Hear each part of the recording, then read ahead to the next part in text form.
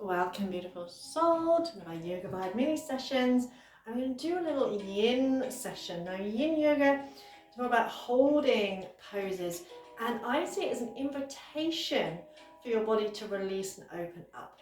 And as we're focusing on the heart this month, we're going to start off with an exercise that opens out your shoulders, releases tension. Let's face it, most of us are on a phone or on a computer, so we end up kind of rounded. And I'm using a chair. You can use the edge of a sofa or some other surface. So we're going to interlink our hands, and you're going to rest your elbows on the chair, whatever you're using.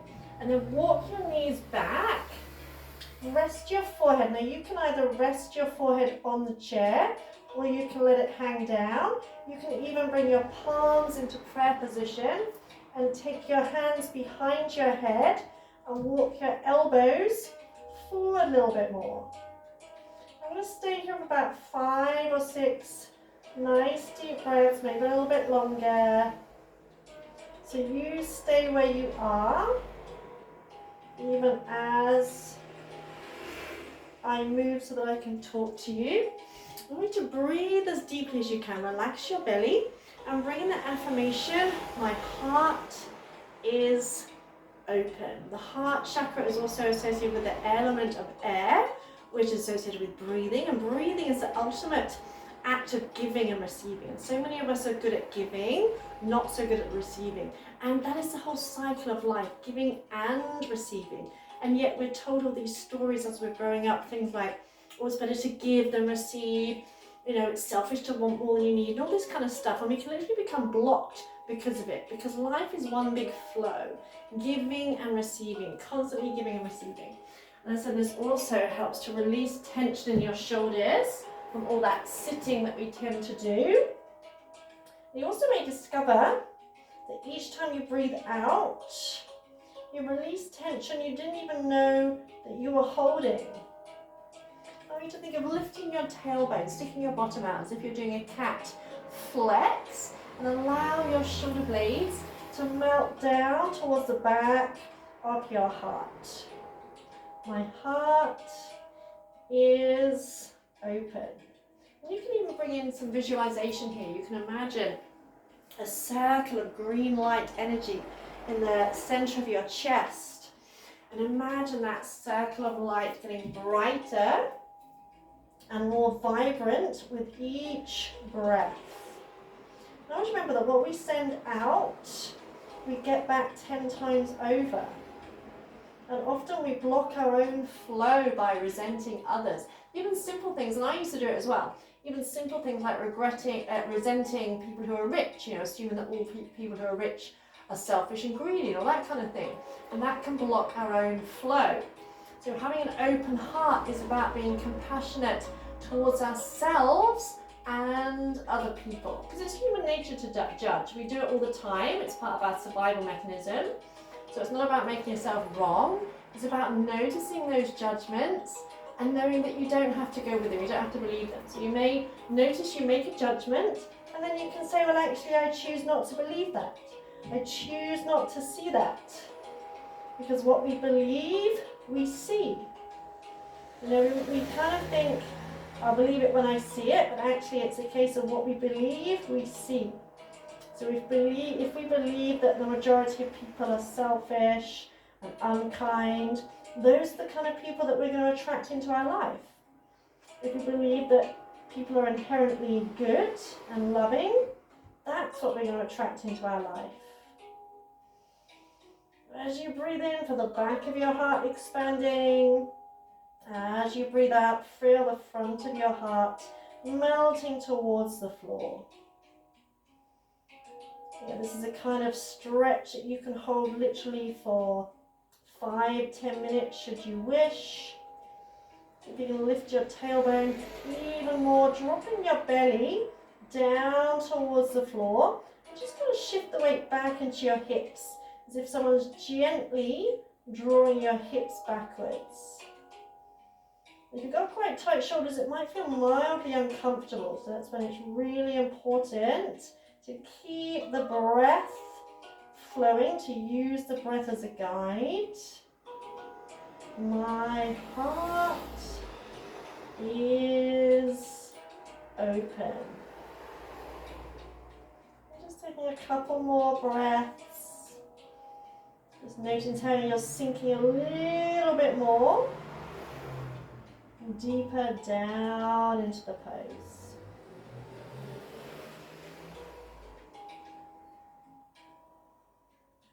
After your next exhale, release the hands. You've got this Lulu here. Lift your chest and just start to walk yourself in towards your chair. And finding a bolster or something that you can use as a bolster, cushions, duvets. I'm going to have like a double whammy here. So you're going to rest your legs on your chair. I've got a cat on it. And you're going to bring your bolster to your lower back, and you want a bolster or rolled up duvet that your head can fit on it. Now find a point where you can relax here and try to get your arms out wide, palms upwards, slight bend in your elbows. So having the legs on your chair makes it a slight inversion, so the blood flow is reversed, which is great for tired legs. It also helps release any tension in your lower back. And the back bend again opens out the chest.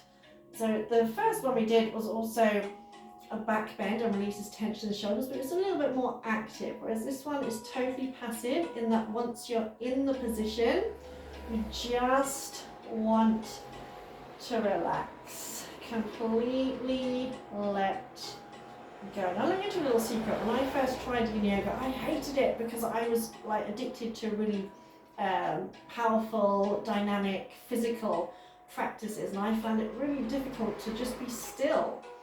And then I tried it one day again, and I actually started bursting into tears, and I just kept saying, I surrender, I surrender, I surrender. And I realised that much of my life I've spent rushing around, feeling like I had to do everything at 100 miles an hour. And that's not the case. Because the problem with that is, if you try and live your life at 100 miles an hour, sooner or later your body goes, that's it, I can't do anymore. And you will become ill or develop an injury, or something will happen to force you to slow down. So in this position, I want you to affirm, I choose love always.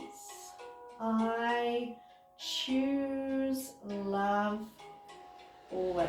And just as a side note here, if ever you're feeling anxious, angry, any kind of low vibration emotion, one thing that I often do is I place my hand, either one or both hands, over my heart center, and I just keep repeating, I choose love. I'm just saying it over and over again, I choose love, until I feel my emotional state shifting. Because there's kind of like two basic emotions, like love and hate. You know, on the hate side, you've got to say hate, and hate is often born from fear, anger, resentment, envy, jealousy, depression, all those kind of things. And love, happiness, joyfulness, ecstasy, excitement, gratitude, all those kind of emotions. And sometimes it can be challenging to love, especially if someone's behaving in a way that's unpleasant. But we have that choice. And if you don't know how, just say, I'm willing to be loving. I'm willing to think loving thoughts. I'm willing to send love to this person. So if ever I'm in a situation where saying, either just in my own mind or out loud, saying I love you to someone just doesn't feel authentic, then I just say, I send you love. I send you love.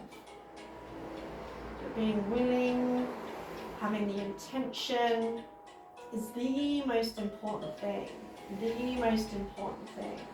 You may not know how, you may not know why, it may feel challenging, and this is why we often don't do things. It's like, well, I don't know how, But just having the intention, you've already set off on your journey, and often the why and the how will come to you once you set the intention that you're willing. I choose love always. Instead of fear, instead of anger, instead of resentment, I choose love. And again, this is a position you can stay in literally for as long as you like. You can move for like an hour if you wish. It's also great for lifting your mood. Any back bend, anything that opens the heart, lifts our mood. It also helps us breathe more easily. Because most of our movements are in a forward motion, and when we're hunched, we're kind of compressing our lungs and we're closing up our heart space.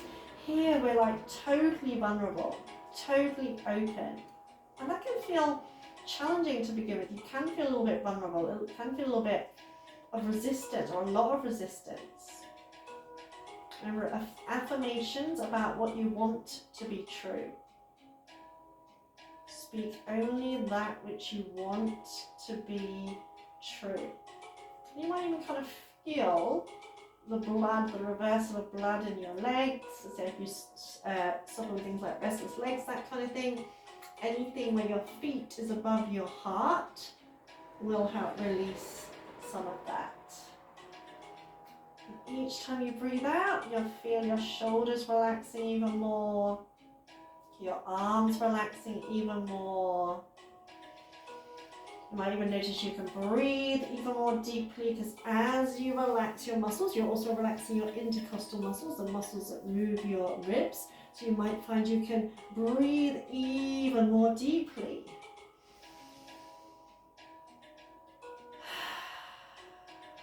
And see it as a form of self-care, of nourishment. The other thing about yin poses is it sounds counterintuitive, but we actually have to get deeper into a pose, because we're not, when we try and force our way or pull or push our way into a pose, that can sometimes create resistance. Whereas when we stay in a pose for a length of time, the body can naturally release into that pose, and we also start to connect all stretch all the connective tissue, all the ligaments, all the nerves, muscle fascia. The nervous system is calmed down, and just literally the brain waves start to change. Your whole chemistry, your whole body chemistry starts to change. And if you're one of these people that is always busy, always doing, you may find it a challenge to kind of be still. And it's usually those of us that find it the most challenge that actually need it the most. So you can press pause and stay here a while longer, or you can gently release your legs, maybe roll off to one side nice and gently. And if you need to, you can stay on your side for a moment, resting your head on your hands. And you can ease yourself up. We've got one more pose using our bolster. That's the other thing with the yin classes. You often find you do very few poses. In some classes, in some yin yoga classes, you'll hold the poses even longer than that. So we're going to come into a bow pose, but using your bolster or cushions. So you're going to rest your chest on your bolster, so it's just kind of below your chest, kind of across your ribs. Find a point where it feels most comfortable for you. Legs are a little bit wider than hip width, but not too much wider. And just allow your pelvis to sink down into the floor for a moment. Relaxing those shoulders. And bending the knees. Bringing the heels towards you. And you might just want to stay here. That's another option, is just to stay here with your arms in a kind of sphinx position, bending your knees. You can keep your feet as they are, or you can cross the ankles and press the heels towards your butt. Or if you can reach, try and grab hold of your ankles rather than your feet, so that you can really flex the feet firmly. And then imagine you're pulling your feet away from you as if you're trying to straighten your legs. And you have an option. You can inhale, pull the legs away, and exhale, relax a little bit. Or you can pull the feet away and stay in this more active position. If you're staying here, think of opening the front of your pelvis down into the floor. You can just let your head be in a neutral position rather than sticking the chin out. You can let it drop down. You can relax your shoulders. So if you find it a challenge, you're maybe better off coming in and out of it, drawing your heart forward, Yeah, really pull the feet away, flex the feet strongly. And then mentally affirm, I let life love me. I let life love me. Again, this is a great mood booster.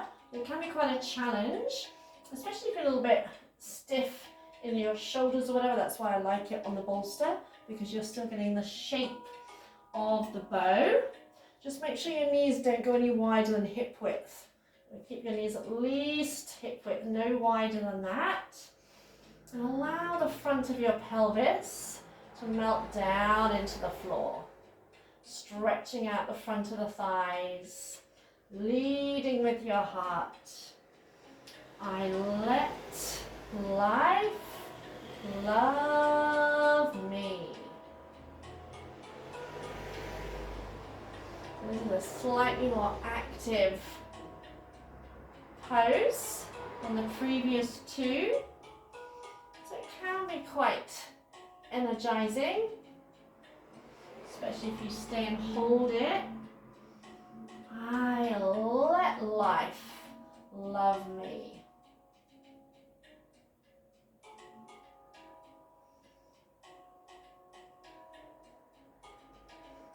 Gently releasing, release your legs, rest your hands down and just let your head drop down onto the floor, onto your hands, and just notice how you feel.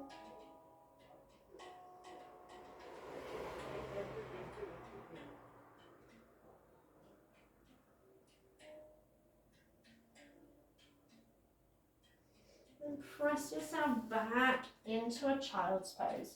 You can come into a wide child's pose. You can even rest your head on your bolster.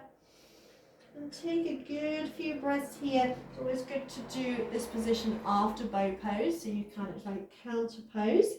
Because bow pose can be quite a strong back bend. And sometimes, especially if a pose is challenging, like bow pose for me, it's one of those that feels so good when you come out of it. So breathing into the back of your heart. Feel your shoulder blades slide apart slightly on the in-breath. And melt back down towards the heart on the out-breath.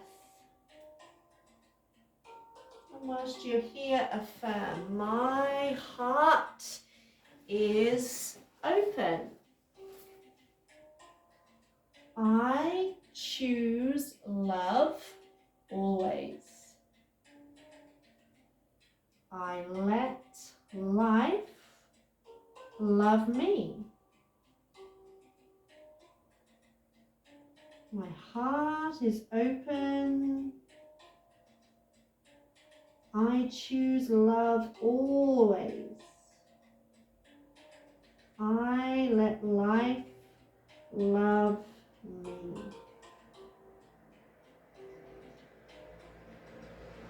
Curling yourself up to sitting, and if you wish, you can bring yourself into Shavasana and stay for a few minutes there. If you're ending your practice, bring your hands to your heart, heart to your hands, taking a little bow.